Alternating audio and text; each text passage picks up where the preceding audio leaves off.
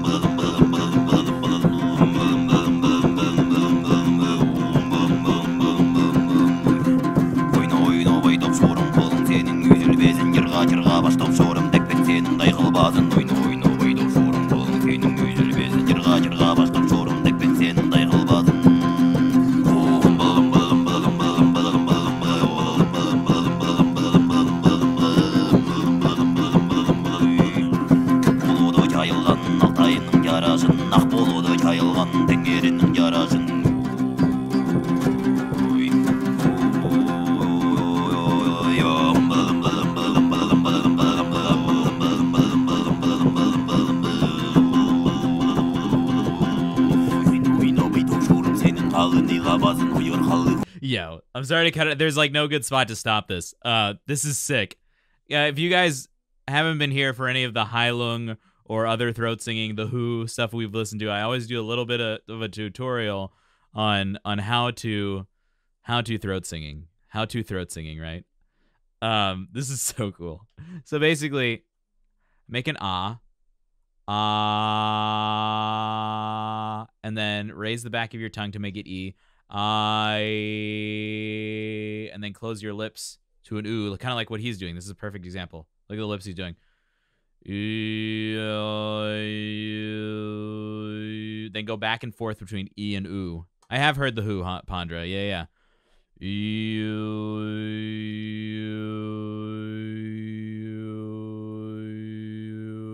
you hear the overtones in it? It kind of goes. It goes.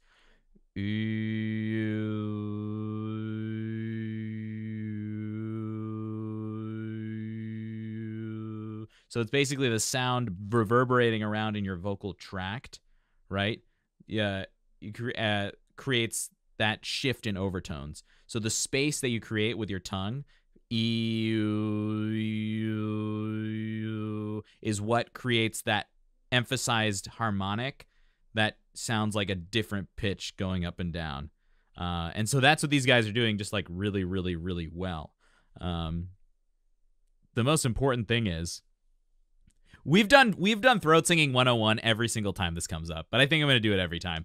The thing that is awesomely impressive about what they're doing is the rhythmic aspect of it, doing that so fast and keeping that coordination in such a way that they can create these really cool rhythmic effects with several sounds going off at once. And it creates this effect that some mid-20th century composers referred to as tintinnabulation, which is basically the idea that multiple percussive elements, multiple percussive sounds will bounce off of each other and create third-party sounds. Like, they would bounce off each other and create additional sonic effects. And I think if you were live hearing this, you would hear that a lot more.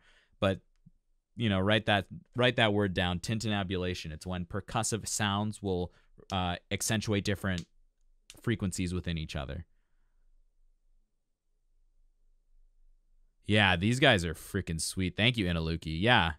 I mean, I don't know anything about Russian music. I don't know very much about Eastern culture, just as it is, and I would love to learn more. Yeah, we could do some, now that we're done with Floor's masterclasses, we can take some time. I was planning on taking time this Friday to do some more, in-depth vocal topics, kind of my choosing at the beginning of stream. And then we can also do some music history. Maybe that's a good Wednesday thing to do because we do the banana time on Monday. Wednesday, we could do a little bit of music history. And then Friday, we can just do like vocal technique topics. Ooh, Paula, thank you. That's good stuff.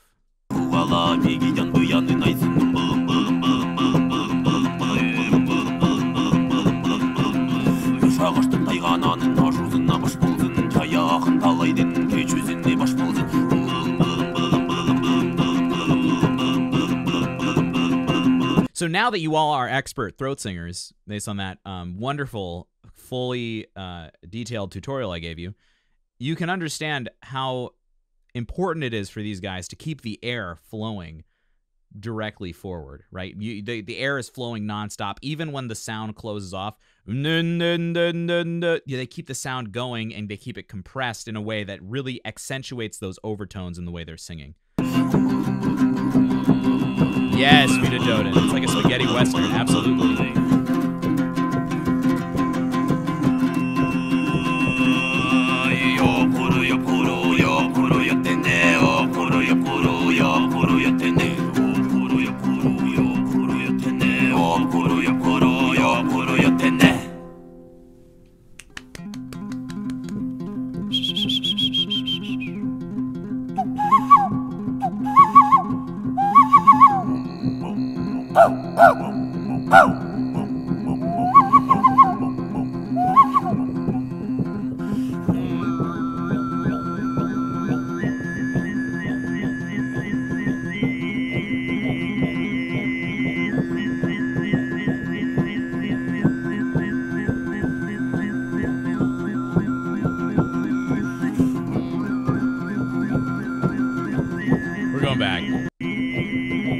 You can see by the shape the shape of his mouth is what's dictating those harmonics to be accentuated.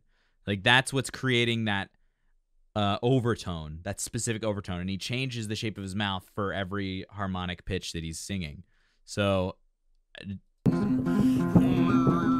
there's this position. Pitch goes up when he goes to this position. This is another pitch.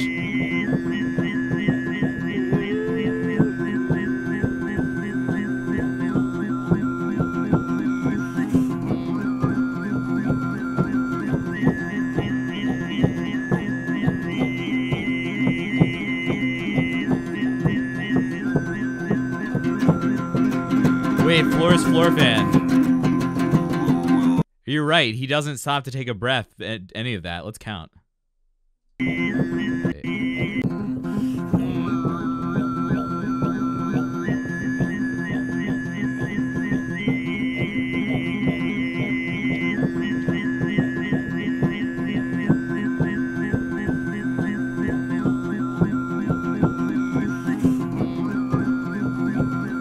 Well, I heard 23 seconds around there. But then he took a breath. And there's, that's impressive, but it's not something that, like the Western singing we listen to doesn't use circular breathing. It's kind of impossible. But people can still sustain notes for that long. And the other thing about this really compressed vocal method that he's using is that it doesn't require a lot of air. It just requires really steady, controlled, firmed air. So very interesting. Yeah, overtone. So I've seen Avi's recording of The Lion Sleeps Tonight. That's like that's how he teaches like the basic technique, because that's something that has to do with the harmonic structure, whatever it is. It makes that melody really easy to do. But yeah, I don't think he's circular breathing. I wouldn't understand. I don't think circular breathing would work. Reason being, there's one aperture. Circular breathing with things like woodwinds and brass instruments is possible because all you're doing is compressing an aperture. And so you can kind of circumvent that aperture. I don't know how to do that. But you need, everything that happens with the voice goes through in and out of the same aperture. So you can't make air go in and out at the same time. It wouldn't work that way. If you know how to make that work, please tell me. But yeah, the sound here is still being produced here. You're just hearing a lot more emphasis from what normally colors the sound in the vocal tract. You're hearing a much higher percentage of sound being reverberated off of the space in the mouth. Yeah, circular breathing is super impressive with any type of wind or reed instrument. It's super awesome. Infinity Machine.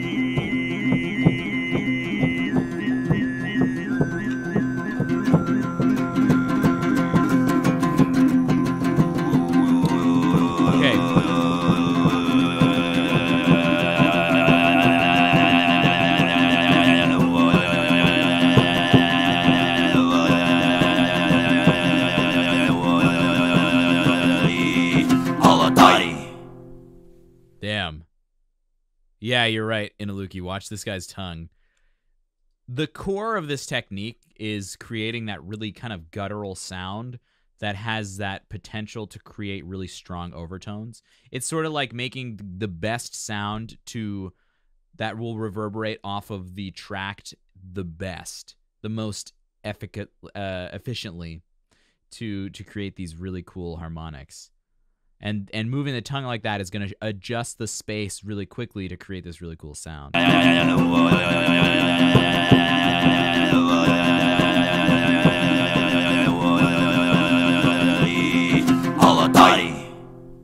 So cool. So cool. Go give them a follow, guys. That is fire.